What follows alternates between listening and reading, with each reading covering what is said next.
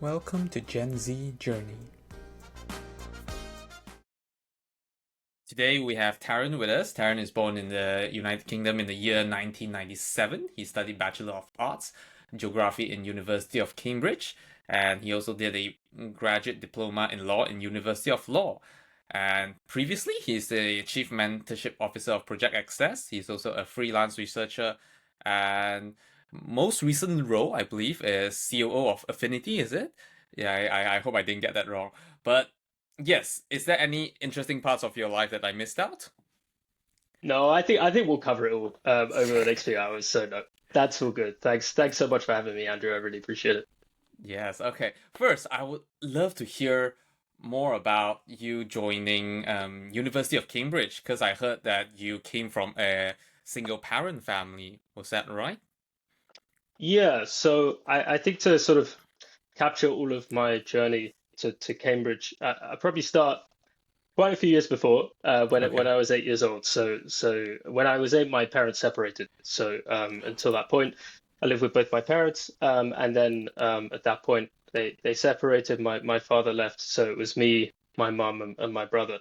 And at the time, things got quite difficult financially. So for context, my mum was working as a supply teacher. So what that means is essentially schools, if they have essentially a teaching spot that needs to be filled by someone for the short to midterm, they'll take a supply teacher essentially to plug that supply that they need at the time. And my mum did that.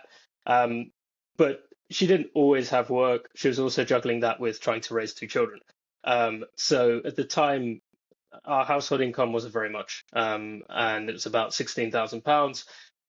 I should say, and I think it's important because a lot of people don't mention it, Hmm. but we also, did have some benefits from the state as well. I think it's about £140 per week. So that combined with my mum's salary, that was what we had to get by. Um, but that was it had its challenges. And I'm very, very grateful for my mum for essentially keeping a roof over our heads and making sure that I guess we could do what we wanted to do. And at the time, what I really enjoyed was learning, and I really enjoyed learning new things.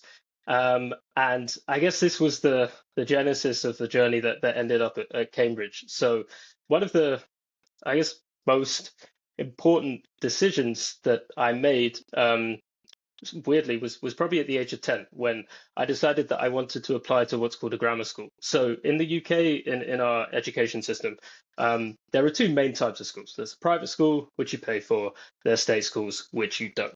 But within state schools, about 95% of children at secondary school age, so from around the age of 11 upwards, they will go to non-selective, what we call comprehensive schools in the UK. 5% will go to what are called grammar schools, which are selective schools. And what that means is at the age of 10 or 11, you take a test. And if you hit the bar on that test, you get into that school. And I don't know I don't know what I was thinking at the time, because at the age of 10, you're probably more inclined to, I don't know, play a bit of FIFA and chill out, play out with your mates. But I I think my experience up until that point of school, so primary school we call it in the UK, so until the age of 11, was that I really enjoyed the learning aspect, but not so much some of the other things. I Interesting. That learned. is very interesting, actually. Yeah, I think I learned quite early on that where I was, that area and that school, it wasn't cool to be good at school, and it wasn't cool to show an interest in it. So I've had to unlearn, I think, a lot of behaviors that I learned at the time, of essentially trying to not get too into school for fear of being ostracized at the playground. Um, but Okay. I identified that education was something that I wanted to pursue, and I have Mhm. to say that although Andrew, I mentioned that we had some financial difficulties growing up, I was very, very privileged in that both of my parents were teachers. So my mum, as I mentioned, she was a teacher. She taught at secondary schools. My dad was also a teacher. And so what that meant is that I grew up in a house full of books, and I grew up with parents who understood the value of education and understood it as a tool to transform a life. And so for me, it was something that I could latch onto, and do something with this idea of learning and education. So I'm 10 years old and I'm trying to apply for these schools. My mum taught English, and part of the test to get into these schools was an English test. So I was very fortunate that that was fine. She could teach me that, and I was sorted in that respect. However, there were other things that were part of this test as well, such as maths, which were a bit more difficult for me because I see. for various reasons, which I don't have time to fully go into here. While grammar schools are anyone can apply for them. Generally speaking, the percentage of people who get into them who are from privileged backgrounds and went to private primary schools, what we call prep schools in the UK, is higher than average. So at that time, it's a very competitive process to get into those schools. I think in my area, for the year that I was trying to get in, which was back in 2008, I think under 10% of people got into these schools. So for maths, I was competing against a lot of people who had this private education. And Mm, I realized very, very quickly that what I'd been taught was slightly different to what they've been taught. So, for example, I remember when I did like the essentially mock tests. mm, So I was 10 years old, sitting in my kitchen, trying to guess it basically practice to get into these schools. And I realized very early on there were some things that I needed to know, but I didn't. So, for example, I okay. didn't know how to do short and long multiplication because we hadn't been taught that. Didn't really know what a percentage sign was doing on the page, fractions, things like that. I hadn't been taught in as much depth at that time as I guess other people who were taking this test had been. So what happens typically is that people get private tutoring.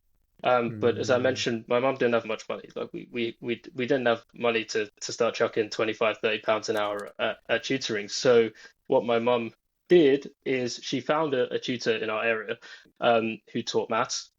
But I think they did teach English, but not that well. mm, So my mum, with her business brain on, went to the tutor and said, "Look, um, if you teach my son maths, I will teach a few of the children at your tuition center English." So that's we amazing. do we have a deal? She said yes, the tutor, and that's how I got my tutoring for maths. I think I got it for 2 or 3 months, and it got me to a place where I was able to do the test, thanks to my mum, and then I got it. And from that moment onwards, I was in a very fortunate position in that, it was a great school, and we didn't have to pay for it. So it meant that I was then in an environment which facilitated cultivated learning, and I really enjoyed it. And so that took me, fast forward a few years. I'm thinking about what uni I want to go to and what I want to study. And at first, I didn't really think of Oxbridge, so Oxford or Cambridge. Okay. But at the time, I knew I wanted to go to uni, but I hadn't really thought about where. And then we get to the stage where we're doing A levels in the UK. So you're 16, 17. And I was trying to figure out what I wanted to study. And I look back now and I ended up down a path which I'm very happy with, but I had no clue what I wanted to do. I still don't See, know what I want to do, I feel like many in many people just respects. don't have that. Even me, No. and then now, like I'm not as fortunate as you. Like I was like, oh, I chose computer science. Ended up not really liking it. Yeah, but I'm glad it worked out for you. Yeah. Yeah, but so I'll come on to sort of how I ended up studying what I did in a Yeah. few minutes. But before that, I mean, you said like you weren't sure what you were doing, and then you ended up not really sure about computer science. If I Yeah. went back now, I'd probably do something completely different. But the benefit of hindsight is, it allows us to make better decisions in the future. But I mean, at the time, I think I did the best that I could have done. And the subject which I ended up doing, geography, suited me at the time because it's very broad. I mean, you had everything from like volcanoes and glaciers through to geopolitics and Oh, political ecology, which was essentially the study of food supply and agriculture. And so that appealed to me. But when I initially chose my A levels, I didn't choose geography. So I actually chose completely different subjects.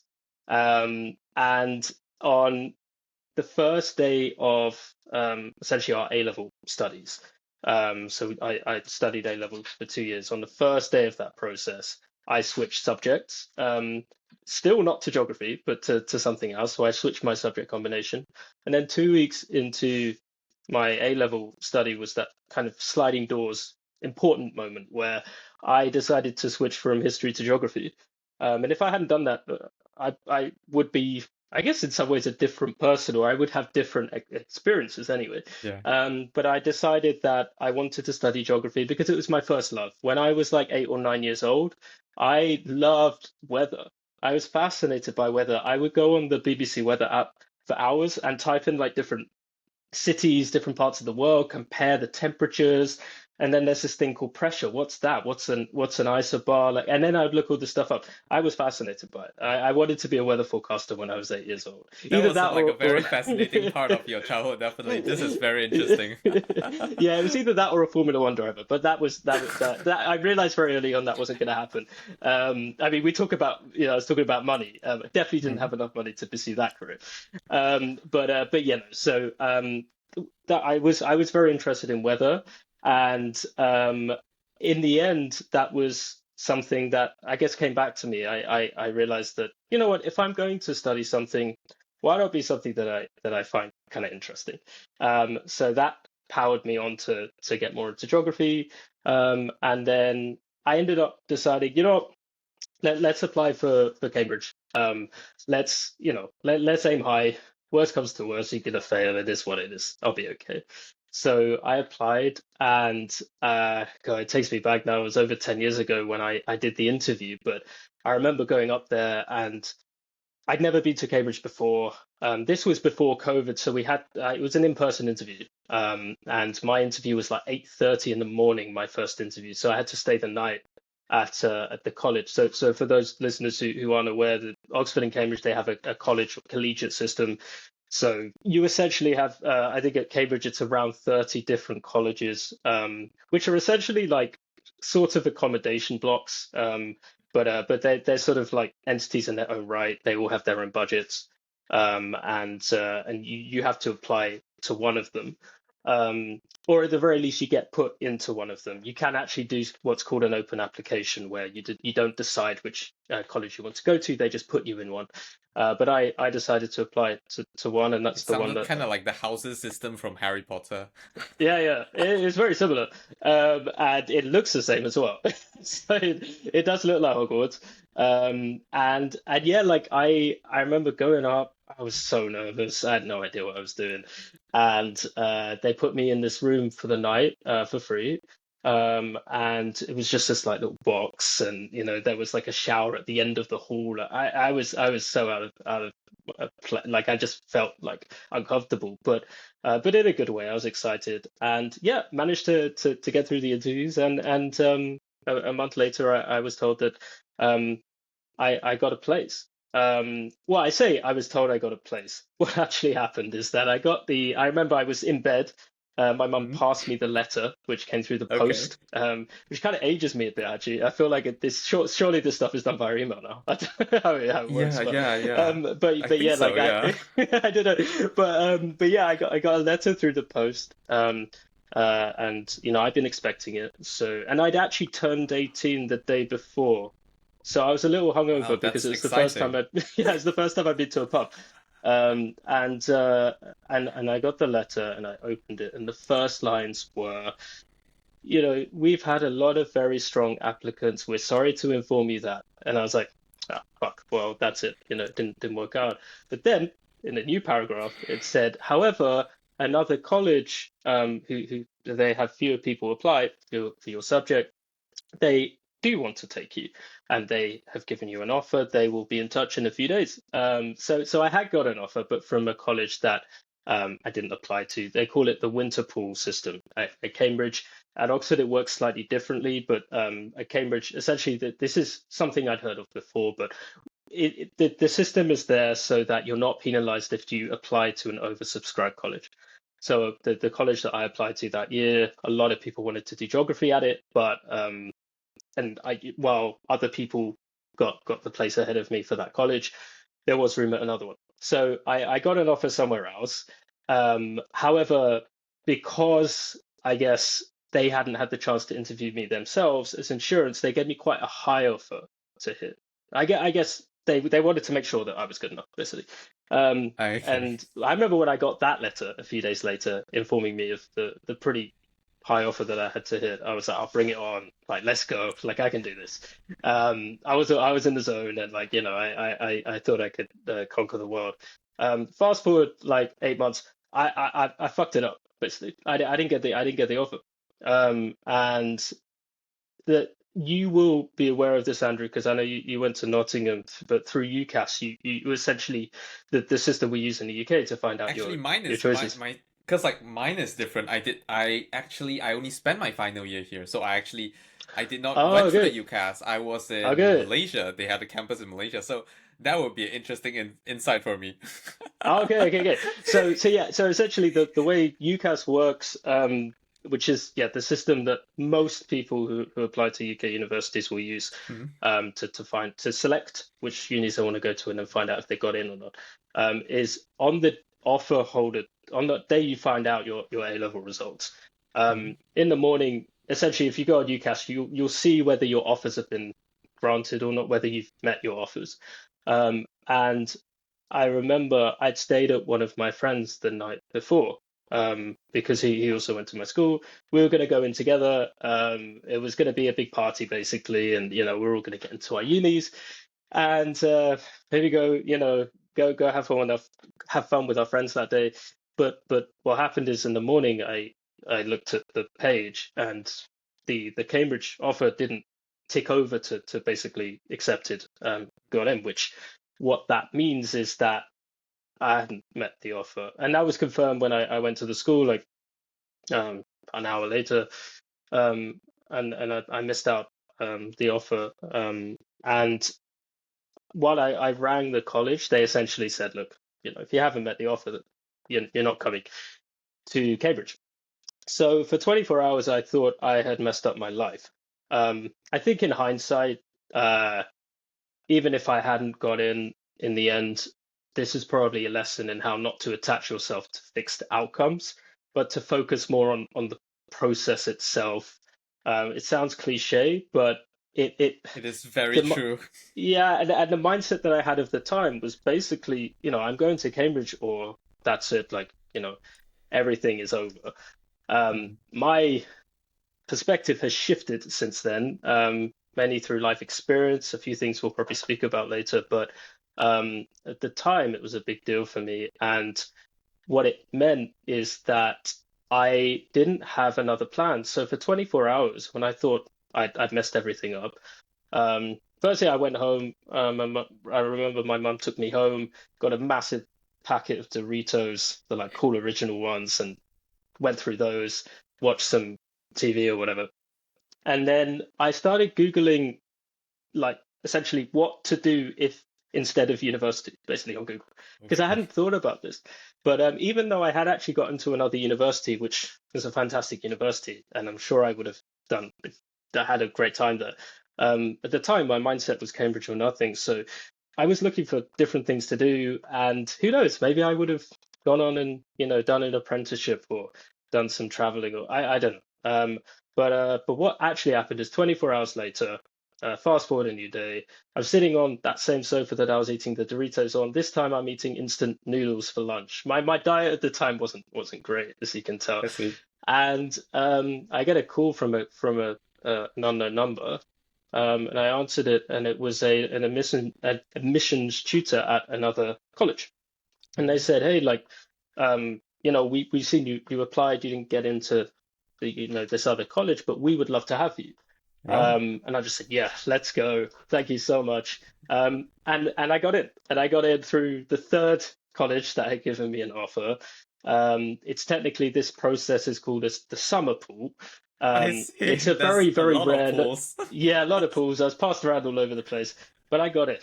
And I guess that completed the journey of, I guess, going from that 10-year-old who was thinking about maybe trying to use education to, I guess, for the better and to further my own life.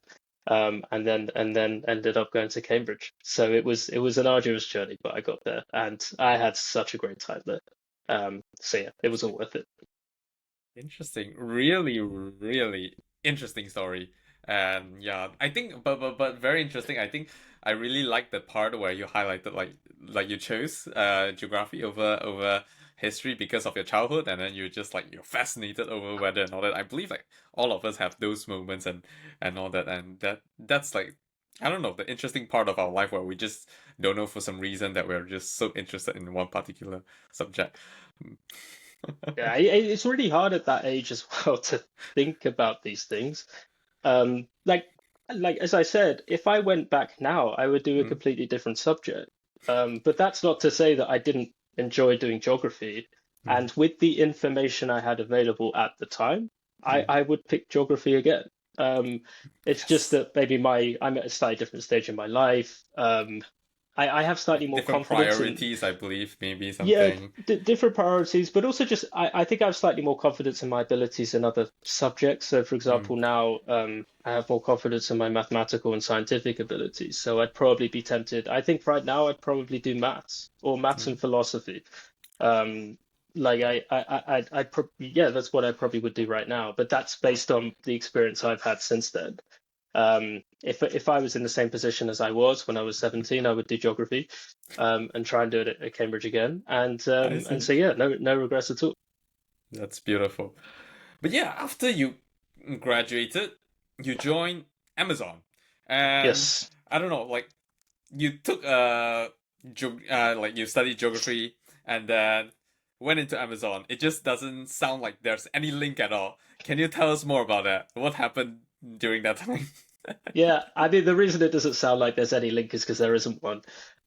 Hmm, But I think firstly I'll just explain that I think in the UK we're sort of in between two philosophies of education when it comes to higher education.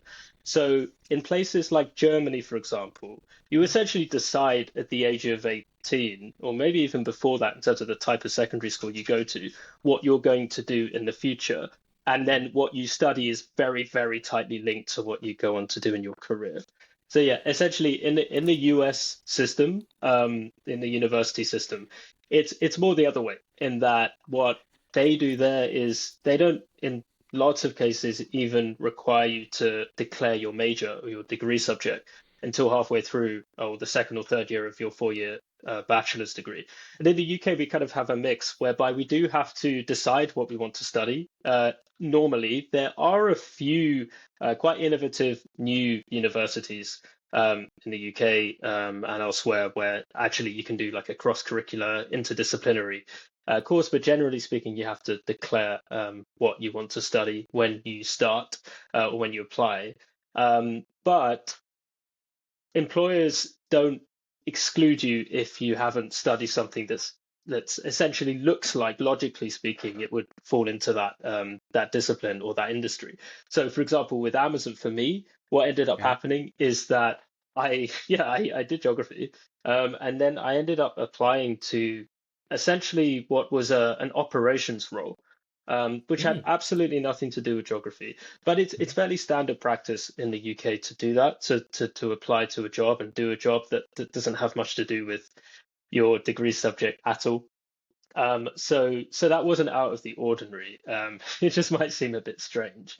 And I guess it also hints at the fact that, to be honest, when I initially applied for geography and was at Cambridge, I had no plans for after I graduated. So it wasn't something I thought about until after I graduated. I mean, for me, like naively, I thought life ended at 21. Because at that point, it's weird because I think because you're in a very regimented education system, where you know that, when I was 14, I knew in 2 years' time I'm going to be doing my GCSEs. When I was 16, I knew 2 years' time I'll be completing my A levels. And then you get to 2021, maybe 22, depending on how long your university course is. And then that's the first time where Like, oh, you I'm have getting to out to make a decision. work. Yeah, you become an adult and you have to decide like what you want to do from so many different options. It's not a case of with at university I was overwhelmed and you essentially have to make two decisions, what you want to study and where. But at 21, I could, become, go into investment bank. Actually, no, that was never an option for me. But like, let's say, like I wanted to do investment banking or consulting, etc. And what happened is that once I graduated, it was like 1 or 2 weeks after I came back home to London where my mum lived at the time, on the outskirts of South London. And I remember I had a conversation with one of my friends who graduated from Cambridge with me, and he went into tech. He did computer science like you, and went into tech. And I remember having a conversation where I was saying, hey, like I don't know where I should apply. Like maybe, these tech companies look pretty good. And he was like, yeah, yeah, yeah, go for it. Like that's probably a pretty good bet. So my grand strategy was, oh, I'm going to apply to some tech firms, having no tech experience and not really understanding anything more about these companies. So I think I Googled top tech companies in the world and I got a list. The list was alphabetical. The first thing on the list was Amazon. So I Interesting. Yeah. applied. Yeah, and I think is that when I say I applied to Amazon, Amazon's a huge organization. Hmm. And what it, I couldn't just apply to Amazon and expect to end up, have like uh, something like laid out in front of me. I had to find a specific industry within Amazon and a role that I wanted to do. So my rubric was firstly find something that makes decent money, so that I could move out. And secondly, at the time I wanted to learn skills that I felt I was lacking. So at that point in my life, I'm 21, I've just graduated from university. I had never led people, I'd never managed people. I was very introverted growing up. I didn't have much self-confidence. So I wanted to be in a position where I was forced to lead. So I was looking for team manager positions, which at 21, most places won't allow you to manage other people. They're not going to trust you to do that. But Amazon, to their credit, and as I'll probably go on to talk about, there were some things that didn't suit me about the Amazon experience. But one thing that they can afford to do, I think, because they operate at such scale, is that they can take a bet on people. And so I applied to this role that it was a shift manager position. And what I was going to do is I was going to manage in a warehouse. So essentially one of the places where they sort out the parcels and then deliver them to people. In the UK, it was a warehouse just north of London. And I applied with zero logistics experience, and I got the job. So it wasn't technically a graduate role actually. Non-graduates did it too, but I think they were looking for grads at that time. Sort of, this is July, August, just after people graduate. They were looking for grads to sort of fill that role. But it wasn't like a grad scheme, so it was very hands-on, minimal training. You get stuck in and you get thrown in the deep end. So once I got that role, I learned very, very quickly how to manage because I didn't have any other choice. And it was a tough role. I did it for a year. One of the biggest challenges was trying to build trust in other people as a leader when I was the youngest person in the team, fresh out of uni, and I didn't have any experience in the industry. So you have to learn very quickly how to get people to trust you, how to gain trust in a professional setting, and essentially show people that that they should back you. and that you're the right person to lead them and manage the team. So there was a big learning curve. It was also a very difficult environment. I mean, you've probably seen the stories about Amazon and delivery stations. Yes. Um, it's tough. It could get pretty wild at times, especially in the peak periods we used to call them. So Prime days and all uh, that. I've Prime Day, you got Prime Day, you had like Black Friday week, Christmas. It gets chaotic, and again, you're pretty much just there, and you realize very early on that this was a crash course for me in leadership and in crisis management. And I learned that a lot of the time when you're a leader or a manager, particularly in an operations centric role like this in logistics, you're essentially a firefighter. Your job is to make sure that when there's a crisis, gets resolved as quickly as possible. And there were a lot of crises to solve. But I learned so much at such a young age. I was so grateful for the opportunity that I was given, and for the people that I work with as well. They didn't have to trust me, and the majority of them did. And I had a fantastic time. I guess disproving some hypotheses I had about myself that I couldn't lead, that I was a bit timid, a bit shy. But when you're put on a warehouse floor with 150 drivers, associates around you, all demanding, screaming at you, you learn to grow a backbone pretty quickly. So um, I I went to that role to learn how to manage and lead. And while I was by no means the finished article by the end of it, I learned some invaluable skills which to this day I mean I use every day now. So that first role at Amazon, I ended up doing another one too, but that first role at Amazon taught me how to lead and how to manage. I see. But I know that you ultimately left it because um I believe it's not the environment that you really enjoy. Can you share a bit as much as you can about it?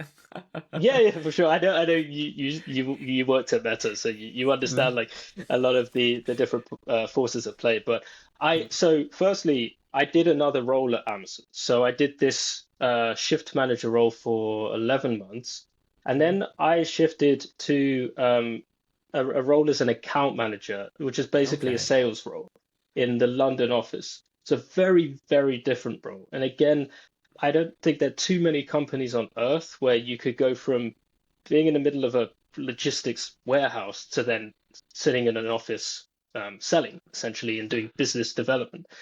So my second role it was my job to get people to sell on Amazon. To put it very simply, Okay. slightly different things involved with it, but very simply, it was my job to call people, businesses, Mhm. and persuade them to sell their stuff on the Amazon marketplace. And I targeted this role because I'd never sold anything before. And again, based on based on my upbringing and based on my personality up to that point, I thought I'd be pretty shit at it. And I wanted to learn how to sell. I realized at that age that it might be quite important to be able to do that. And I was just not hardwired to sell or be a salesperson at the time. So I wanted to try and do it. And I managed to get that to transition into that role. And I was there for just under a year and a half. And as you alluded to, there were challenges. Um, Firstly, I'll probably talk about some of the good things. So again, no regrets at all about joining Amazon as a whole or doing either of these roles. I learned so much. Um, Being able to sell is such an important skill. And in the things that I've gone on to do since, and even like talking to you today, um, trying to sort stuff out in my life, being able to sell and get on the phone, write an email, it's just so important, and it has given me a lot. And it's difficult to compare this role and my learnings in it to the first one because there was such different roles. You've got sales, business development compared to operations. But I think potentially it was this role, the sales role, that I learned the most in, or at least has been the most influential in my life since. Not to say that the first role wasn't. I think a lot of it boils down to, I guess, firstly, I was there for a longer, slightly longer period of time in the second role, but also I was very, very fortunate to have a manager for the majority of my second role who, to this day, is the person I've learned the most from in my professional life, but in some respects in my life, full stop. Um, he he really taught me to believe in myself. Um, he he taught me how to get shit done, and he was very direct with me. At times, it was difficult. I didn't always like what he had to say, particularly when we started working with each other. I remember there was this one time where I think I sent an email to a client or maybe someone else at Amazon, I can't remember, and he was in CC, and he'd seen the email and he messages me and he says, "Hey, can we have a chat for in 5 minutes?" I'm like, "Sure." He sits me down, he gets his laptop up with my email on, and he goes, "Right, this is everything that's wrong with this email." And he just goes through the entire thing, tears it to shreds. But to this day, I use the advice that he taught me on that day. And if he hadn't taught me that, and he didn't have the confidence to, or the bluntness to just point that out, then I would still be sending pretty bad emails to people. So he taught me a lot, and there were several things um, that we went through together, I think, because there were lots of challenges at the time, I think, in our team, and we had certain targets we had to hit that were difficult to hit. But I'm forever grateful for the advice that he gave me, and the opportunity to work with him at that time. So I think that made that role slightly better. But to go down to the challenges, I guess of Amazon as a whole, I think the first thing that was difficult for me was I think this is now looking back, this is on me, but I didn't have a clear sense of why I was there. Now, I mentioned like a few minutes ago, I wanted to learn some skills, and I did, but I the problem was is that once I'd learned those skills to an extent, you need something else to keep you going. You need to have a sort of a deeper why, I think, as to why you're in a Okay. particular role. And while I was able to rationalize why I had chosen to do those two roles in particular, I didn't have any understanding, or I hadn't really thought about what my broader life narrative was at the time. And I think a lot of it boils down to not really knowing what was important to me, what my values were. And what that meant is that I struggled mentally at times. And I guess the main reason why I left is that I couldn't honestly say to myself that this is the best thing I could be doing for me at that moment in my life. That's not to say I didn't learn a tremendous number of skills and work with some incredible people, but I just didn't really know what I was getting out of it. I think it got to a point where Amazon was taking more from me than I was getting from Amazon. I see. And Okay. you don't want to be in that position. You always want to be in a place where you are in control of your narrative. And I think this is, I guess, kind of point one and a half or point two. One of the other challenges, which I'm sure you probably faced at Meta and other people who are at big corporations listening to this will be facing, is that you realize very early on that you are a small speck in a very, very big sea. And what that means is that, look, let's face it, let's be honest about it. These companies, they don't care about you as an individual. And that's not a, this isn't some sort of moralistic criticism of, Amazon's evil. It's just, It's just that their let's think about scale it and all rationally. that. Yeah, yeah, exactly. They're operating at such a large scale that it doesn't matter to them whether you leave in 6 months or not, you are replaceable. And what it means is you have to fight very hard to keep control of your narrative because otherwise you get lost and you become rudderless because you are moving from crisis to crisis, target to target, without clearly understanding why you are there. And that happened to me. I think it's probably one story which like encapsulates that moment where I realized I needed to get out of there the most. And that was so I had a one-to-one with my manager who I've been speaking about. And for some time, this was 2.5 months before I eventually left Amazon. And for some time, I had been getting a bit unsure what I was doing, maybe a little bored. Um, and I was looking to find a way to make this more enjoyable. One of the things I was able to do is a couple of months before this conversation, I actually, with my manager's, I guess, pointer or help, I actually enrolled in a free online MBA, Ooh. which was fantastic, and it gave me, I think at the time I was missing that sort of intellectual stimulation from my job and that gave me a new lease of life. But I think it was just a distraction.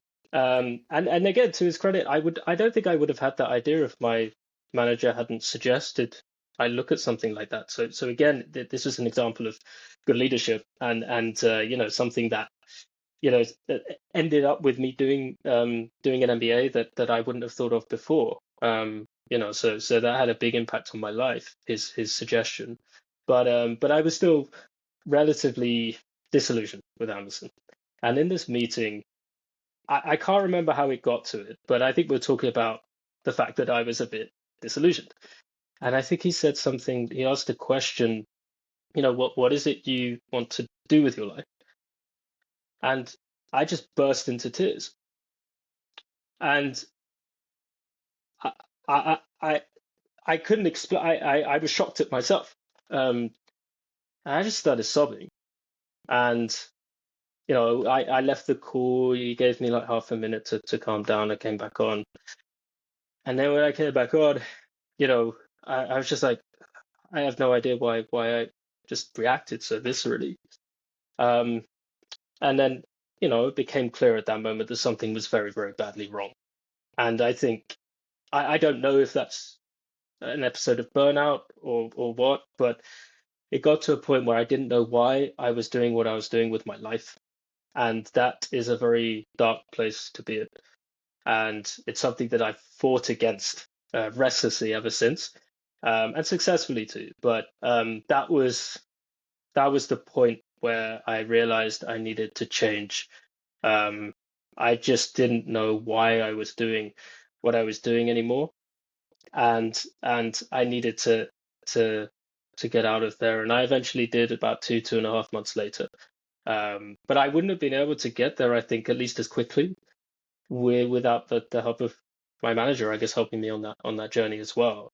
But yeah, that was, I guess, the biggest challenge then to summarize is realizing that you don't really matter, and trying to retain control of your narrative. That's the hardest. That was the biggest challenge for me at Amazon. And yeah, something that I've tried to stay away from since. I see, I see. I resonate with a few parts of the story because I think I had that period where I really don't know why I am working in Meta as well because I think several things happened during the time when I was working in Meta. I think I broke up with my ex, and then that was like originally my mindset was like, whoa, big tech companies, Meta, they pay really well. So it's like, get that money, continue, get a house, like the default pathway and Yeah, all that. Why not? Just stuck your head into it. It will be an amazing life one day. Yeah. But then broke up with my ex, and then like I was just doing it for the money. My manager was great, but then it's really not something. It's just like I'm kind of like tied towards my degree. It's like the sunk cost fallacy. I'm like, I yeah, have spent 3 years doing computer science, and now I'm in Meta. It's like the dream job everyone wants to get into, and now I'm thinking to leave. Like that's stupid. I should just kept on. But then I am like what you said. I guess I'm glad that that happened to me, and then now it makes me make me realize like, okay, I should really understand like the reason of things that I'm getting into instead of just like being purely driven by like all this some monetary rewards or like I don't know the prestigious name and all this kind of stuff, which yeah, I'm glad I did it. Like honestly, like what you said, if I believe if I go back to that time again, if I do receive that offer, I'll still go and sign. I don't think I will be Yeah. like, nah, I'm not gonna go Meta. I don't see meaning in it. I think I'll still sign it, but I think it's a necessary process to go through to like learn all this thing. Yeah, exactly. It's a learning experience. And Mhm, I always when I like mentor people now, I mhm, always tell them if they're unsure whether to do something, like just I treat life now as an experiment. And if you're 51% sure that something might be right for you, more often than not, you can take the punt and give it a go and see if it works out. And in this case, I guess over the midterm it didn't work out because I left after 2.5 years. But I mean, I am reaping the rewards of that experience to this day in everything that I do and everything I've gone on to do in my professional life, but actually some elements of my personal life too. The skills that I was taught, the people I work with, the confidence it gave me. It's really had a positive impact on multiple areas of my life. So yeah, I think like you, I didn't enjoy parts of it, but I'm forever grateful for the experience. same, same. Yeah. But after that, you chose to continue studying law. Was that just purely you just love learning, or what's the rationale behind it? Probably about 75%. I love learning. Yeah. Quick context. Yeah, I left Amazon. And then I gave myself some time to think about what I wanted to do next. I was determined not to squander this opportunity. Mhm, I was fortunate. I had some money left over from Amazon, so I could still live where I did at the time in a flat in London. And it brought me time to think about what was important to me and then try to act on that. So for the first month or so, I did a load of spreadsheets trying to figure out what my purpose was in life and what my priorities were, very much using what I had learned at Amazon and what I'd gone through with my manager, really, in terms of like how to like put together a plan of action. So I was using that now for my own, personal career path. And then this sounds crazy now, but my brain came to the conclusion 2 months after leaving Amazon that the best thing for me to do was to try and become a strategy consultant.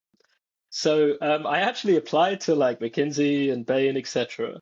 Didn't get anywhere. But yeah, I think, this is why I really empathize with people who are in the corporate world and maybe thinking about trying to do something else, something potentially more meaningful to them. It's really hard to change the wiring of your brain. And I guess a lot of it comes down to appetite for risk as well, because it's a risky thing to go and do your own thing. And most people have to take risks to find something they enjoy in life in the long term. Unless you love strategy consulting, in which case, lucky you. The world is made for you, but most of us aren't like that. So yeah, my brain initially was geared towards that.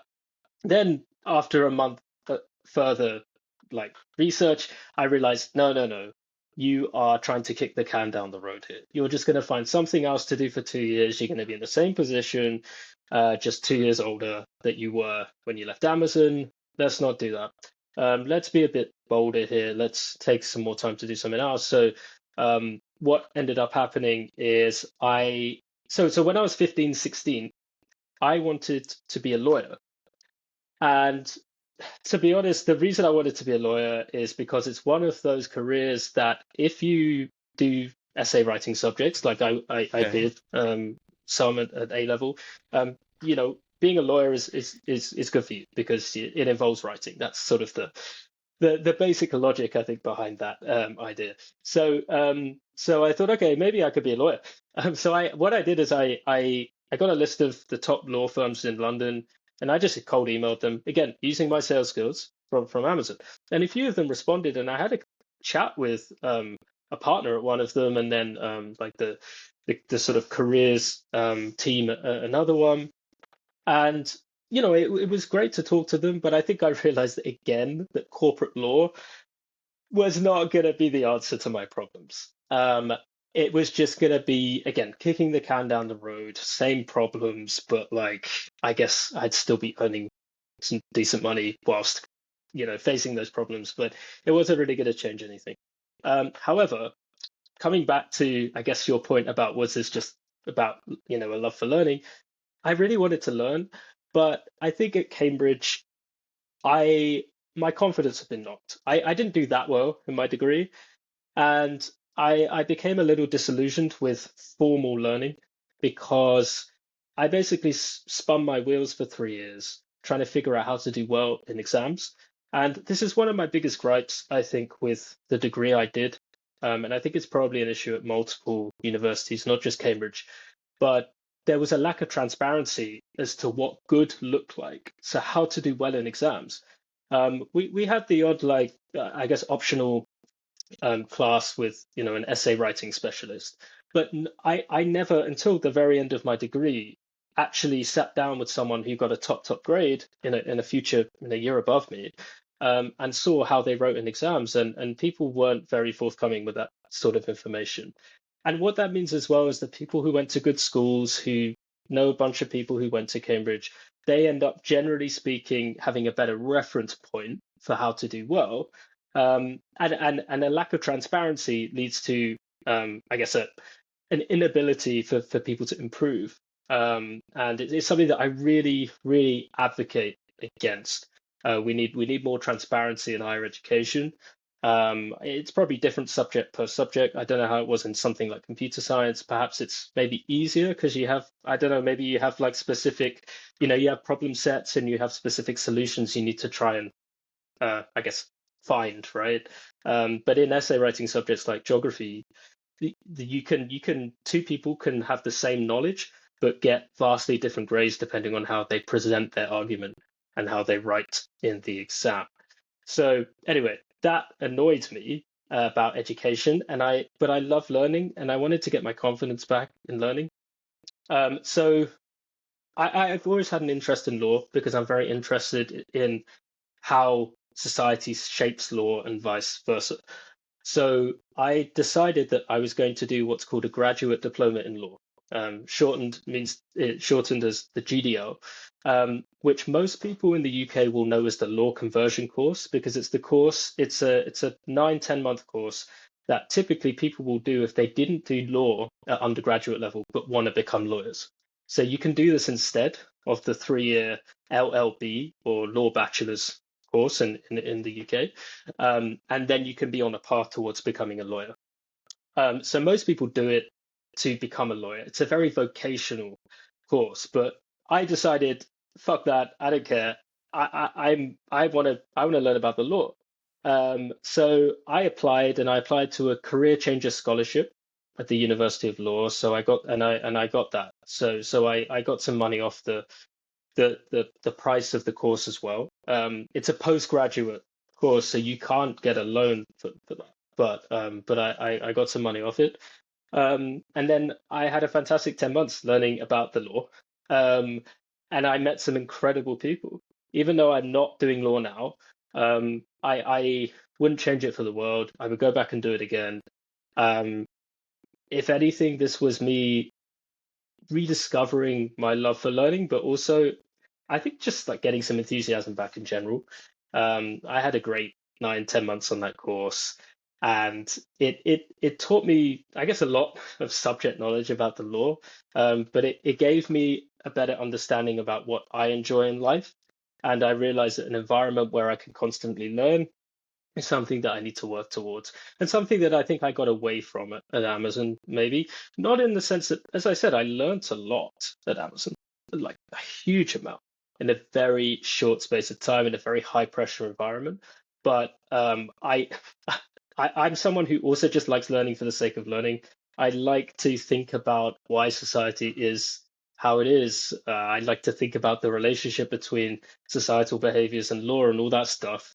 And this allowed me the space to go back into that sort of mindset that I was in maybe at school, and I loved it. So yeah, I guess it was an ode to a love of learning. Is was this detour I guess in my life where I did the graduate diploma in law, and yeah, had a great time. Okay, that's interesting. Yeah, but that's really cool. I think it's for the first time that I heard someone that's like, I'm interested in learning law, so I'm just gonna take on this course and then learn about it, not because not because of the prestige, not because of the job and all that. I was like, wow, that is very impressive.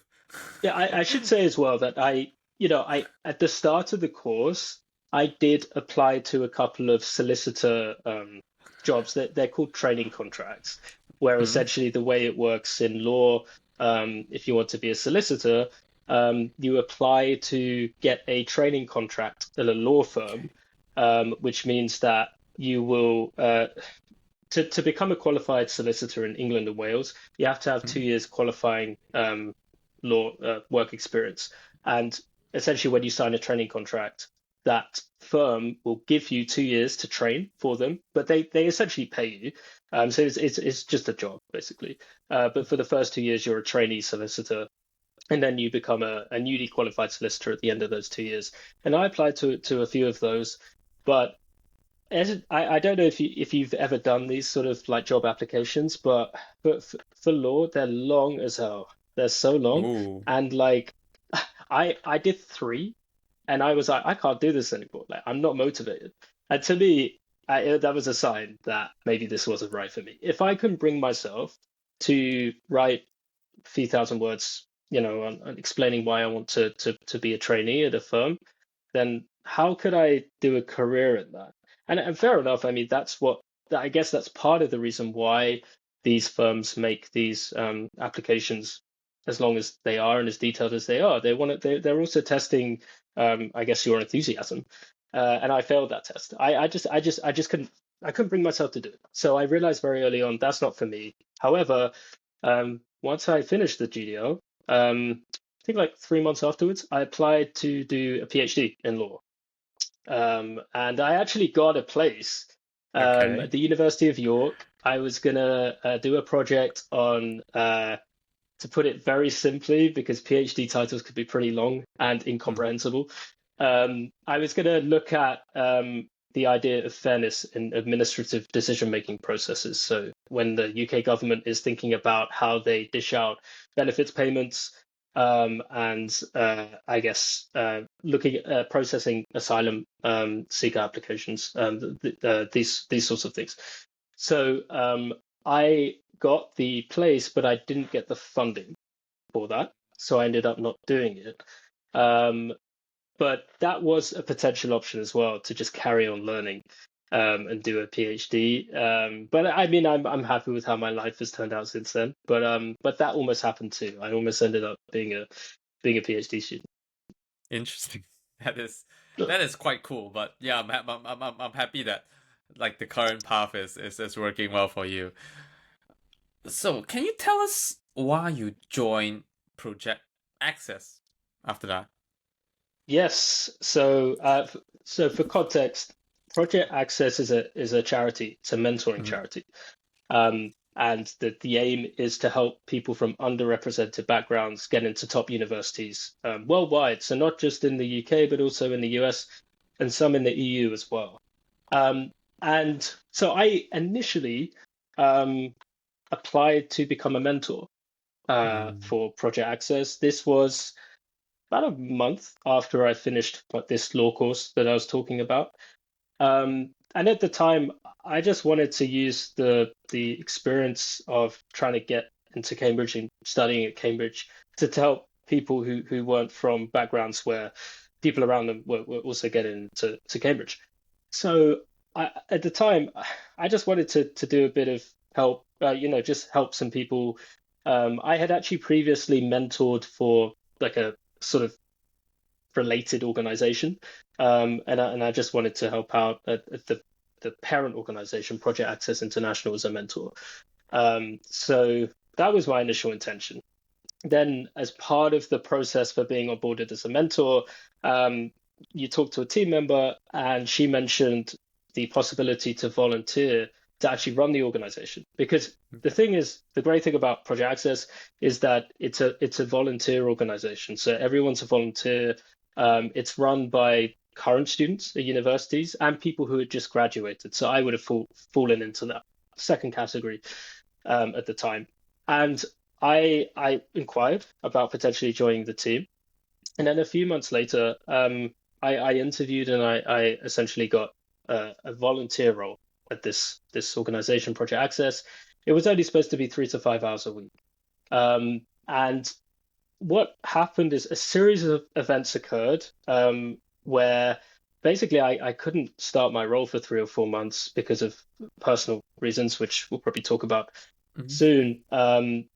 And so actually for a while it looked like I maybe, my uh, journey at Project Access was over before it really begun because I had other things that were a priority for me and my family at the time. Um, but then once everything cleared up a bit, I got back in touch with them and they found me something to do. And I started volunteering using the skills that I'd learned at Amazon, um, and just 3 to 5 hours a week, running one of the programs that they had. It was actually a program to help people who had got offers from Cambridge, then meet their offers and hopefully end up studying at Cambridge. And because I went to Cambridge, it seemed like the perfect thing for me to try and help run. So I ran that for a bit. Um, and then I'll be honest, at that time, Andrew, but my thinking was just, this is something that's aligned with my values. Hmm. Um, I did fairly low commitment, like that was pretty much it. It was one of the few things I did at the time in my life, and it wasn't it wasn't a big, it wasn't a central part of what I did day to day. But that all started to change when essentially circumstances arose where I could get more involved. Hmm. And after a few months, I ended up running a great deal of the operations at Project Access. And then I ended up essentially running all of the programs and everything there. So I went from kind of chill 3 to 5 hours a week volunteering to up to 45, even sometimes 50 hours a week Oh. as a volunteer. So for the vast majority of my time at Project Access, apart from the last 2.5 months, I wasn't paid. But the reason I got so involved was, yes, there was the altruistic side, the wanting to do work aligned with my values. I wanted to use the experience that I had had going from my primary school to this secondary school that I mentioned, to Cambridge and Amazon, to try and help other people, I guess, feel confident, and feel confident in their ability to fulfill their dream of studying at some of the world's top universities. And so there was that altruistic side initially, but what powered me to end up working basically full time on it was actually that I saw an opportunity. I saw an opportunity to prove to myself that I could lead a big part of an organization. And this wasn't a small organization either. Project Access, by the time I left, there were 180 volunteers in it. So it's a big organization from multiple countries around the world. And I saw an opportunity to prove to myself that I could lead at that scale and also have a tangible impact on an organization. Before I led in my first role after university at Amazon in the warehouse, but I hadn't been able to have a tangible impact on an organization's like operations. Because at Amazon, as we've discussed, you barely scratch the surface with your contribution. So it's really, and I think what I wanted to do is again disprove another hypothesis that maybe in the past I felt maybe at Amazon that, yeah, sure, I'd built some great relationships, but what had I actually done? What impact was driven by me? I wasn't sure if I'd been impactful, and so I wanted to try and disprove that hypothesis. A lot of decisions in my life have been an attempt to dispel hypotheses. And Okay. this one, I wanted to prove that I could really make a big difference, an undeniable difference on an organization. Hmm.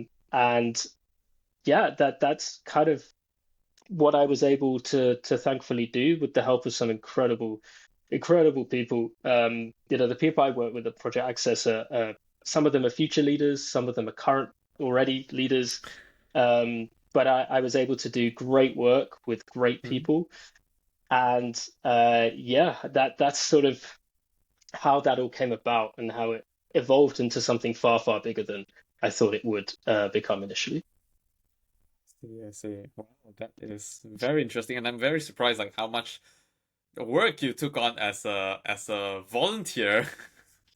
Yeah, I mean, a lot of people are. I remember at the time when I was doing it, I would mention it to a few friends because at that time, that time was last year. So this period Okay. where I was working essentially full time on Project Access was pretty much the calendar year of 2024. And I was very busy because at the time I was also running operations at another company in education. Hmm. And I was also freelancing, which I haven't mentioned yet, but I should Hmm. say that I am a freelance brand strategy researcher, which Hmm. in plain English means that I'm hired to essentially critique and improve companies like website messaging. That's I kind of what I see. do. But I had to do that to make money. So I was doing the freelancing up to 30 hours a week. And then I was doing this other company, which was 1 or 2 days per week, and then Project Access 45 hours a week. Maths dictates that you start to get to a place where you're doing a lot. And my friends would be like, what are you doing? Why are you working for free like all the time? And the reason I was is because, as I said, I saw an opportunity here, which is more than financial.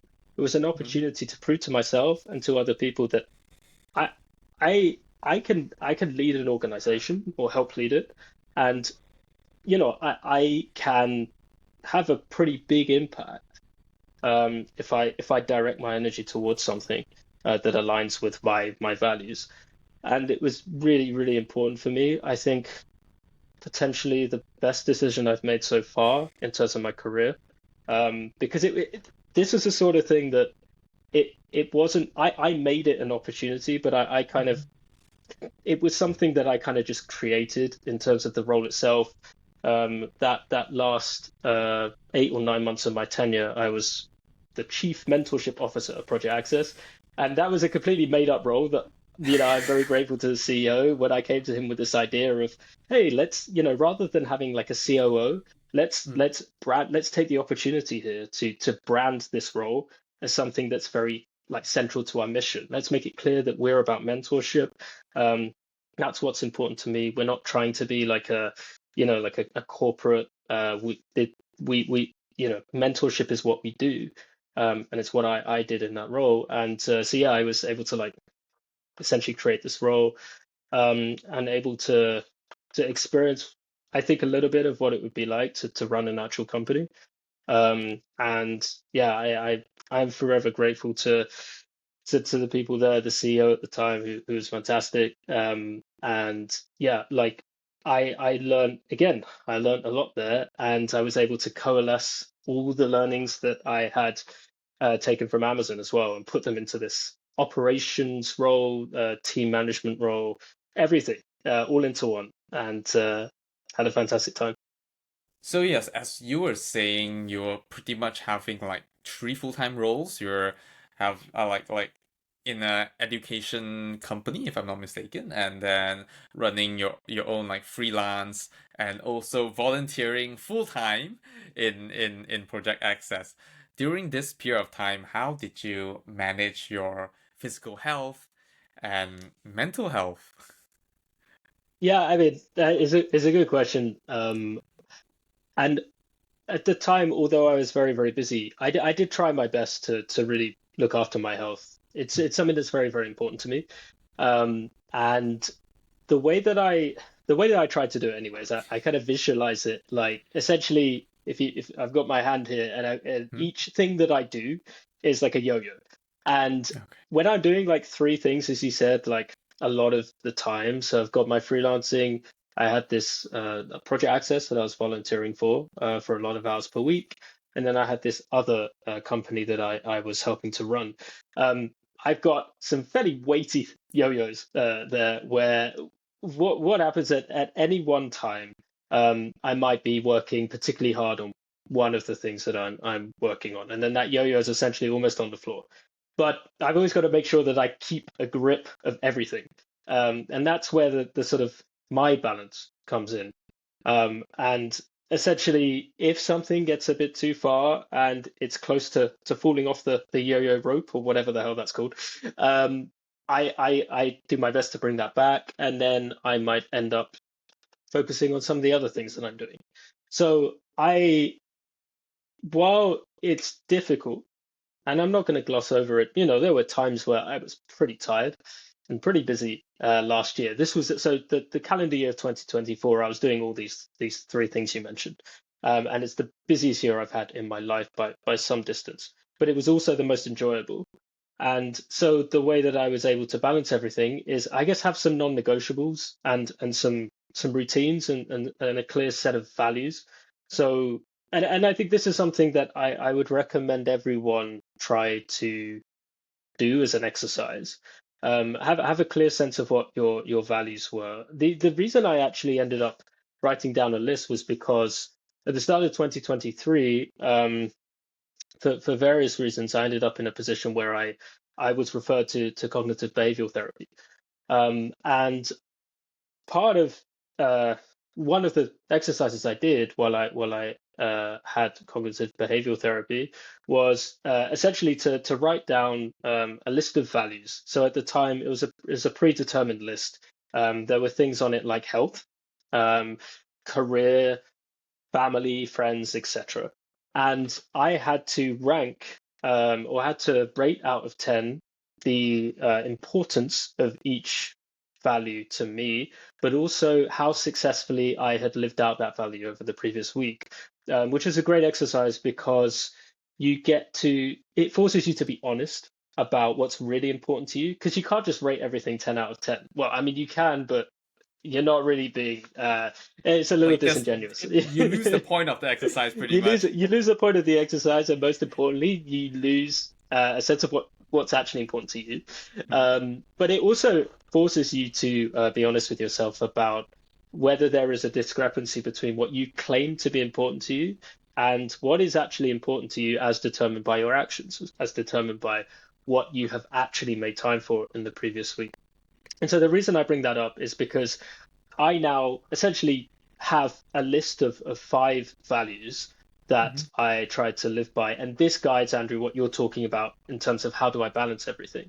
So my values are kindness, bravery, integrity, creativity, and health.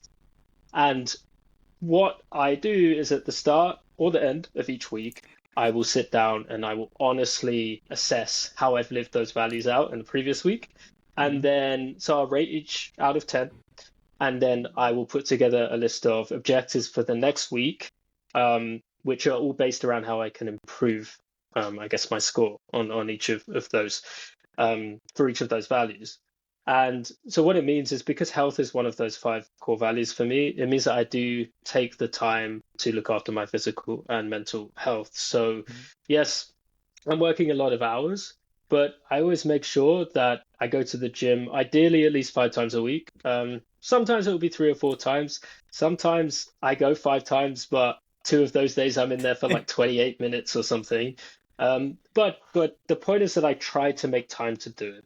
And mm, even if I don't get, 1 hour and 20-minute workouts in every single week, when I sit back and think about, my workout schedule over the past few weeks, more often than not, I'm going to the gym 4 or 5 times a week, and that keeps me, um, I guess it keeps me in decent shape, but most importantly, it allows me to think more clearly. So for me, like the physical and mental side of my health are very much overlapped. But I make time to go to the gym and work out. I started taking up playing tennis at the middle of 2024. Also started doing yoga once or twice a week because I'm like the most inflexible human being on the planet. And it was getting to the point where it was actually, I was worried about, like injuries and stuff in the gym, doing certain things. And so I now put some time into I do yoga once or twice a week. I do it by myself. I'm not brave enough to go to a class because it'd be embarrassing. In fact, the first time I did it, it was in July 2024, and I went to a yoga class in my local area, and it was advertised as a beginner course. And I turn up, and I'm talking to the guy. Everything seems chill. The first few poses are like pretty standard, like I'd seen them on YouTube. Like it was fine. And then he's like, okay, now we're gonna do a shoulder stand. And I'm like, okay, that's fairly, seems a little challenging. But anyway, I get on my shoulders and I just about do it. It's essentially a headstand, but you're like on Okay. the right at the back of your back, really, Okay, I not see. so much your shoulders. And then he's like, now what you're gonna do is you're gonna get your legs and you're gonna touch the ground behind you. So, and then I tried to do it, and I'm like, what the Don't fuck? worry, Is I this don't a think I can do that as well. I don't think no, no, I there's no way I can do that. that was insane.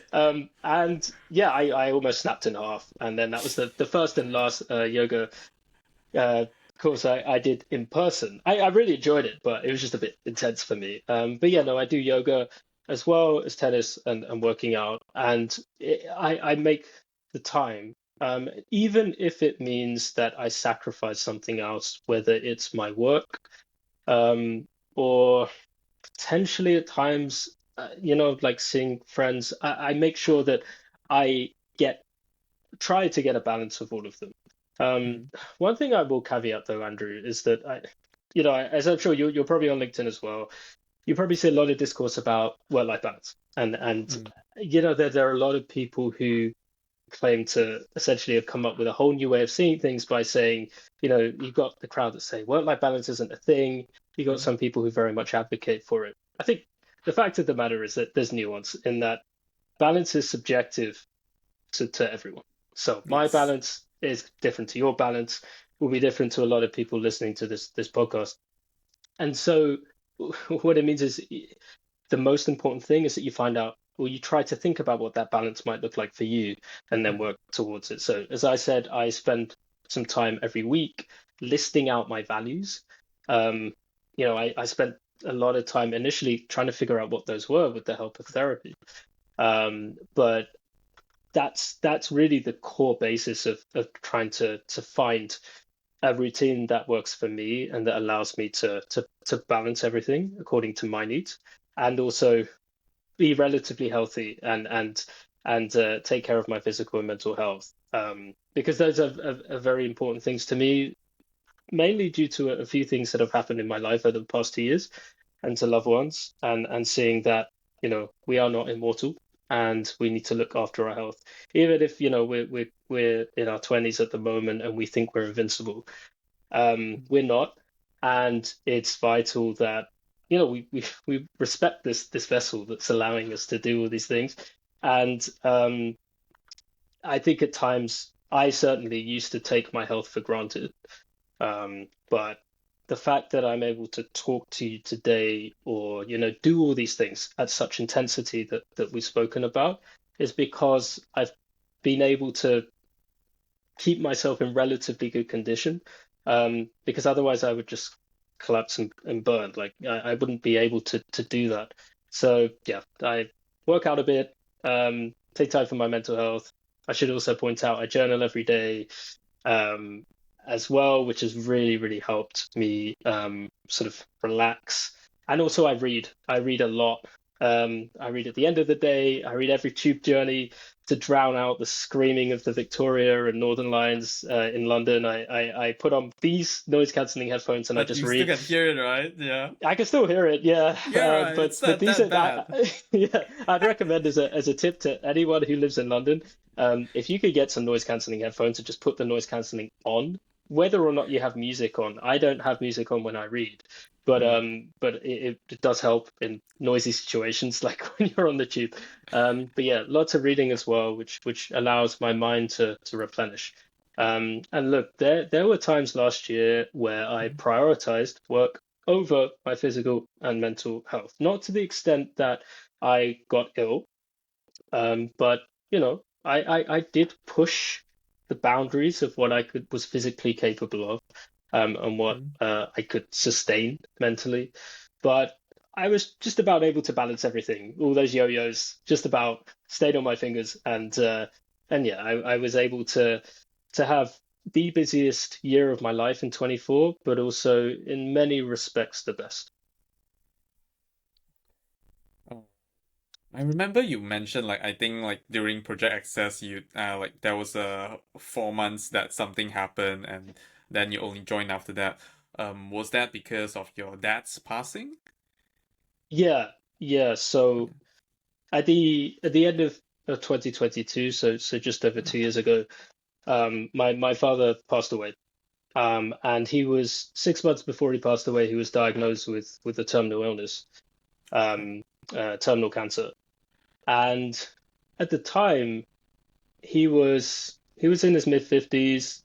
I'd seen him like a month before his diagnosis. So for context, he at the time he worked he was a teacher his whole life, his adult mhm, life, and but at the time he was working in Pakistan. And when he was diagnosed, he was in Pakistan. And mhm, so I remember when he called me. And at the time, I remember the conversation started with firstly actually me explaining that I had got a job at Project Access because this mhm, happened at that time. Secondly, me complaining about the fact I just got COVID. Um, and then I was like, "So, Dad, how are you?" And normally he would talk about sport or the politics of what was going on at his school that he was at. Um, but there was a pause, and he said, "Look, I got something to tell you. I've been diagnosed with this pancreatic cancer." He told me, the ins and outs of the diagnosis. I'll be honest, I had no idea what any of it meant. I Googled it all afterwards, which I mean was alarming, but I think it was something I needed to do. I barely knew what a pancreas was. Now I know all about it, unfortunately. But um, he told me the news, and he, I remember him saying, and this I think maybe sums up so some of the nuances of my relationship with my dad. But one of the first things he said to me was, "Oh, but don't worry. Like, I don't want to become a burden on you and your brother. I've got a younger brother as well. So like, don't worry about that." I was like, "Dad, like, you just told me you're gonna." Well, I didn't say this, but in my head I was like, "You just told me you're gonna die quite soon." And the first thing that you're thinking about is whether you're going to be a burden on us, on me, and my brother. That shouldn't be how this works. That shouldn't be how you feel. And that's something that's very much, I've learned a lot of things from my father's life and his death. And one of them is to make sure that throughout my life, I am emotionally transparent with whether it's my future family, my partner, my friends and family. Make sure that you are honest about how you feel and you don't get to a point where you feel like you're a burden on those around you. So yeah, he told me that he was ill, but he thought he was indestructible. He was going to carry on working out in Pakistan, and he was getting rounds of treatment, chemotherapy. So fast forward a few months, and he had told me everything was fine, um, until one day I got a call from a Pakistani number. I picked it up, and it was essentially his boss. And she said, "Look, as you know, your father's ill, and I'm just letting you know that he's taken a turn for the worse. He's in hospital, and look, I think someone should do something." And she said, "Look, we'll pay if you want to get out here. You and your brother will pay for your travel." And I said, "Yeah, like get me out there." Um, this was, I needed to do something. My dad wasn't going to do it himself. And so a few days later, I went out to Pakistan. My brother joined, half a week later. And essentially, after 12 days and a lot of challenges, we were able to get him home. Um, and then I think it was then another 12 days or 13 days after he got back to the UK, he passed away.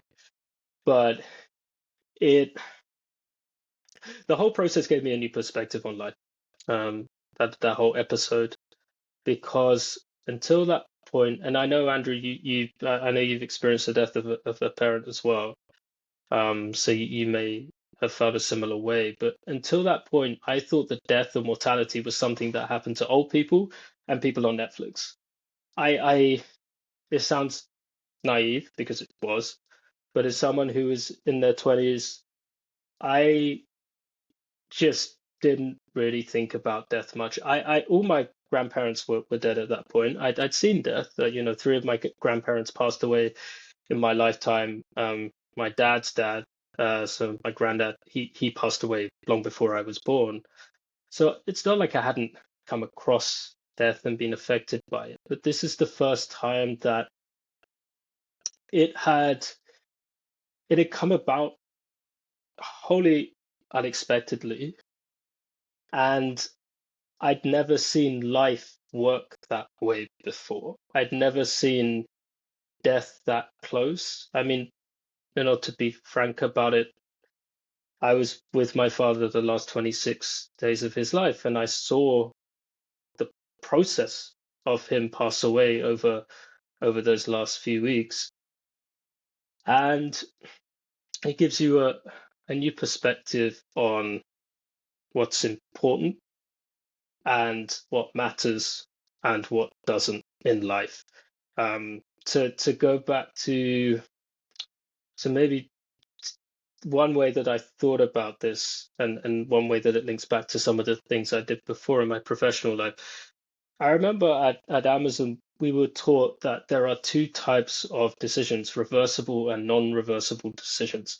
And essentially 95% of the time in business and in life, you come across reversible decisions that, let's say, I don't know, I'm running a business, I want to change a part of the website. I could just change that part. I can A/B test it with another version of the website, and then if it sucks, then we'll just go back to the other version of the website after a week.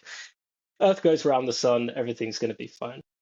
But this is the first time that I really understood what an irreversible decision looks like, because there were lots of things that had to be done in the process of bringing my dad back that they were literally life or death decisions. And so for example, one of the many decisions that had to be made was when my father was in the last few days of his life. There was a point where he wasn't, he wasn't really aware. He was responsive, but wasn't compass mentis, and wasn't in a position to make decisions. So I remember quite vividly, I think it was 2 days before he passed away, this sort of circus of white coats, doctors outside his room, sort of all around me, and they were explaining to me that because he couldn't make decisions about what's best for him anymore, they were essentially asking me whether he should be resuscitated in the event that he needs to be resuscitated, his heart stops. These are decisions that really matter. That is a life or death decision. I remember thinking, at that point, his life was in my hands, and I, as because my parents were divorced, so and I was the older sibling, so I was the one really the next of kin. So I was making these decisions at 25 years old at the time, and it really put everything else that I'd done up to that point and every other decision I've made since into perspective. For the vast majority of things to do with careers and which job you want to get, how much you want to earn, it barely moves the needle. It doesn't matter that much. There are some things that happen in your life that you realize they blow everything out of the water, and this was one of them for me. It's changed the way that I think about everything. Um, I think about it every day, but I think this sounds, it makes me slightly guilty to say, but I think it's actually benefited my life in that it has forced me to grow up. It's forced me to get a grasp, get a grip on life, and it has forced me to put things in place. Like for example, in the aftermath, I got cognitive behavioral therapy. I also got bereavement counseling at the hospice where he passed away, and these things have changed the way that I process emotion and am able to make decisions in my life. But yeah, I guess if that's my father's legacy or part of it, then I know that he'd be proud. Um, but yeah, obviously it was a very difficult situation, not just for me, but everyone around him. Um, but I I look back on it now with sorrow, but also from the perspective that I don't think there's much else we could have done, and also with a sense of I, I'm glad that at least he got to see me and my brother grow up. Um, well, I mean, he got the opportunity to, as I mentioned, he wasn't around a lot. I came from a single parent household. He wasn't that single parent. He was the one who wasn't around. But at least he was here while we got to turn into adults. And um, we left things at a place where, he ultimately was doing something he loved at the end of his life, which was also why it was quite tragic initially, because his whole life he wanted nothing more than to be a principal of a school. And then he became a principal of a school. Then there was COVID, which affected how he was able to do his job. And then we just got out of COVID, and he would always talk to me on the phone about all the things he wanted to do at his school and all the brilliant initiatives he was bringing in. And then he got this diagnosis, and then six months later he wasn't here anymore. So yeah, I think if I could summarize the whole thing in one word, it would be perspective. Puts things into perspective. Thank you so much for sharing this. I believe it's not easy to talk about this, and yeah, I can resonate with you. Cause like yeah, my mom passed away early last year as well. So definitely not an easy period to deal with. Yeah, but yes, I do agree. I think those moments are the period that we grow the most. We have to like really learn, and then yeah, I totally get your perspective of how we never just resonate death with like that would happen so soon, so close to us. Yeah, I remember like when I received the news from my dad, and then cause like for context, in Asian household we don't we well, okay, yeah, Pakistan is Asia as well. I guess it's slightly similar in that way, where we tend not to express our love that much. And then I'm just like, oh my god, I should tell my dad I love him. And then I like the first call till the end I did not say it, but then after the call ended, I called back immediately just to say it. I was like, oh my god, like all this thing we Yeah. can't wait and all this. We have to do it. So Yeah. now I started appreciating like transparency and all this. I'm doing it with my family and definitely with my future partner and all this. I think it is very, very, very important. Yeah, and you mentioned that, that story there and like expressions of love. The first time my dad and I ever told each other we loved each other was when I was in the airport lounge at Heathrow, flying out to see him when he Mm, was, in hospital in Pakistan. So that was 27 days before he passed away. mm, Um, and then the last thing that we said to each other is he said, I love you, Taran. I said, I love you too, Dad. Um, and then I left the hospice room. And the next time I was in it was there. He wasn't responsive anymore. But um, but yeah, like I guess both of us have maybe experienced a similar thing in that it's vitally important to just tell people how you feel about them. It's Yeah. it sounds simple, but when you until you don't have the opportunity to do that anymore, you don't realize how special that is and how important it is. So yeah, like you, I think in any, in my future life, partners, etc., emotional transparency is very, very top of the list of things that I look for, um, based on experience. Yeah. But yes, let's lighten the mood slightly a little bit, and then let's jump into this. I would love to learn about the one thing that you absolutely love about yourself. I honestly, I love a lot of things about you, but I'm wondering what's the Thank you. if you only can choose one, what's the one thing that you truly love about yourself? Well, thank you, firstly. Um, I think that the one thing that I, I I've loved about myself, I guess, over the past 2.5 years, maybe since my father's death in particular, is how I've been able to disprove a lot of theories I had about myself, Hmm? and display resilience. So, for example, growing up, um, I I always had this perception of me as very shy and timid and introverted.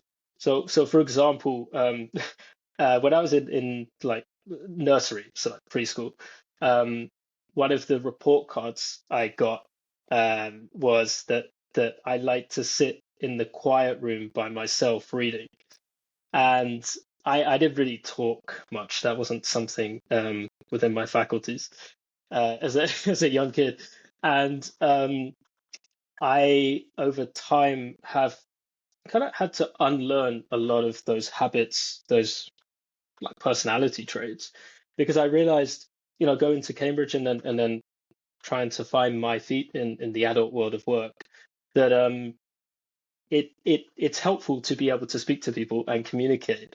And to the point now where, especially last year in 2024, when I was leading a team at Project Access, um, I had regularly 7, 8, 9, 10 calls a day, and I was running a team of 36 people by the time I left. And yeah, I really had to, every single day, I had to disprove this hypothesis that I had growing up, that I just couldn't talk to people, and that I couldn't communicate. So I'm happy with my ability to be able to disprove those these kind of, yeah, negative assumptions I had about myself. And the other thing as well, which I guess is the overarching theme, is one of resilience. I think it was something I struggled with a few years ago at Amazon, for example. In fact, it was something that my manager used to try and coach me on, is that I wasn't very resilient because I was very lucky growing up. I didn't really push myself to the extent that I would experience failure very often. So until I was at Amazon, the only major failure in my life was that I failed my first driving test. I was so pissed off at the time. I remember coming home, I didn't talk to anyone for like 6 hours. Um, but that was the only thing. And again, as we were talking about like reversible, irreversible, or decisions or things, that was very much reversible, because 6 weeks later, this was back in the day where in the UK you could get a driving test within 6 weeks. Now my brother's Now currently it's a doing lot it. He's waited longer, yeah. like wait like 6 years. But yeah, I passed it and all is well. I have a driving license. It doesn't say on it that, this guy failed his first test. No one has to know, although I've just probably told a few more people. Don't worry, I But failed my first one as well. Like it yeah, took me there you the go. second one to pass. You're not There you go. alone. There you go. All the best drivers do that. But yeah, like that was the only major failure I had in my life until Amazon. And then I got to the stage in the sales role I was in, the second role I was in, where there were targets that needed to be hit, and I didn't hit them. And I didn't really know what to do. And I got very down, and I thought I was useless. I thought it was, yeah, terrible, and really, yeah, just upset with myself. But my manager sort of worked through with me how to build resilience, essentially. And I think my ability to show resilience, over the past 2 years has been something that I've been happy about. So yeah, I guess resilience and then ability to disprove a lot of these negative assumptions I had about myself growing up. Beautiful. I really love that, especially the first one. That is a beautiful one. Yeah. But yes, we are quickly coming to the end of the podcast, and then I always have this final big question for everyone. So, what's the one question that I have not asked, or have you not asked, that you think that everyone should ask? So it could be directed towards me, or like for me to ask you. I think the thing is, I actually already answered this in one of the other answers. So I'll give two Okay. because the first one's kind of cheating. But the first one would be I think everyone should ask, what are your values? I Mm-hmm. think it's a vitally important thing to ask yourself Mm-hmm. because, without having a sense of what's important to you, it's Mm-hmm. very difficult to decide what you want to do. Yes. In fact, you're probably what you can do is you can take the approach of let's try a bunch of different things, let's see what sticks, and then from there you can sort of work backwards, um, or you can sort of work from first principles and think about what's important to you and articulate them in discrete values or whatever works for you. It doesn't, for me, as I've already said, I have five core values and kindness, bravery, integrity, health, and creativity.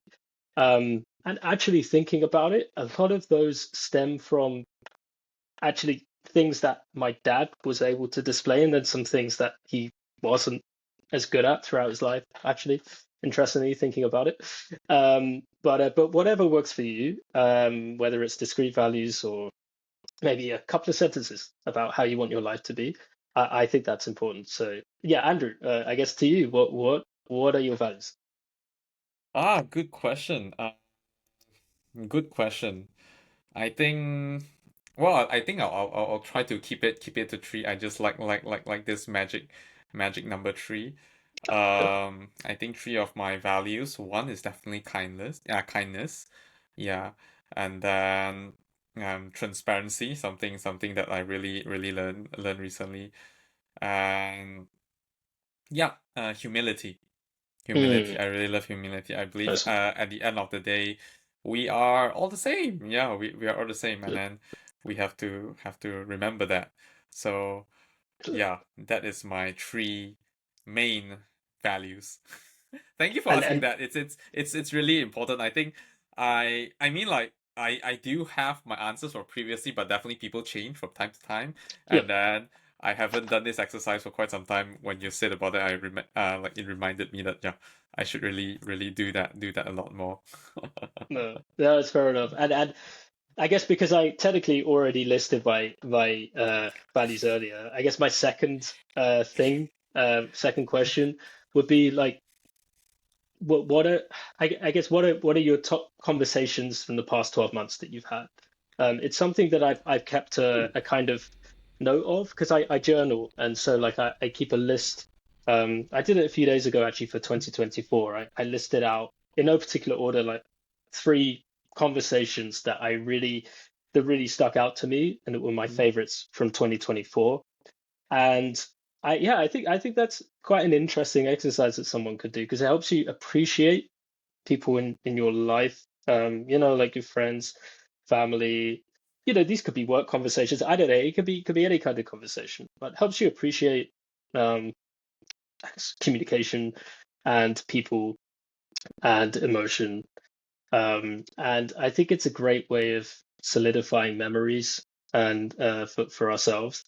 And also like I guess sort of creating I guess turning our memories into to little stories as well. And it's a wonderful way to I guess be grateful for the people that we speak to and the things we talk about because hey, I mean like life is just a bunch of conversations, some of which happen verbally, some of which happen um like I guess through different means, and indirectly through body language, but yeah, that's something that I think people could ask themselves. Should I ask you again, Andrew? I guess I'm putting you on the spot now, but do you have any off the top of your head? The great I conversations from the I past year. I luckily I have. I mean, like not if not, it's not fully conversation, but I guess it is considered conversation. I'm quite lucky. I do journal like you, which I totally love it, and I do think everyone should do it. And then also, personally, I have this podcast, and then I was gonna make a post for myself on my Instagram talking about like the top three quotes that I really love from my podcast guests. So the first one that I always it's always in my head whenever I face rejection is that view rejections as redirections. Hmm. That really stuck in my mind. I just like it's so powerful to me whenever I feel like see rejections. Now I'm just mad, not no longer mad at them or no longer upset with it. I was like, yeah, it's probably just not meant to be meant to be for me. And then yeah, I'm just gonna learn from that and then try different ways and all that. That's one. Second would be that we are not defined by our own labels. Like totally like people don't know enough about us. Like why do you think that whatever people say is like you? Definitely, it's important to reflect and Hmm. think, but then it's not most of the time. It's not necessarily that just means you. The final one is that you are your own best investment. So definitely, yeah, remember that you're most valuable. Spend time with yourselves, invest in yourself, read more books, journal, all this. It's really important for you. Yeah. So like I think these are the three greatest quotes that I've extracted from one of the like, those three amazing conversations. There are a lot more, but like these are the things that truly stuck in my head. Yeah. Fair. No, it's wonderful. Yeah. But yes, Taran, thank you so much for joining today's podcast. I really loved our conversation, and then thank you for being so transparent, sharing your whole journey, all the way from your upbringing, going through university, your first job, volunteering, and then your dad's passing as well. So thank you for sharing that. But let's say if the audience would like to reach out to you, what would be the best way to do that? Yeah, so I'm weird in that I don't have Instagram, I don't have TikTok. Mm, However, yeah, I'd love to speak to people. I think best ways, I'm sure you'll have the details after this, but you can get in touch via LinkedIn, you can get in touch via my email. You could also get in touch. I could share like a link to my calendar, and you could just book a call with me. I'm very happy to do that. This could end badly, maybe, but no, I'm very happy to do that as well. So yeah, we got those links, and yeah, I'd love to I guess speak to people who find even 0.001% of what I've gone on about interesting. But yeah. well, I definitely found it very interesting, and I'm glad. Well, quite selfish, but I'm glad that I'm the person here sitting directly speaking to you, and like I'm like absorbing all this knowledge and all that.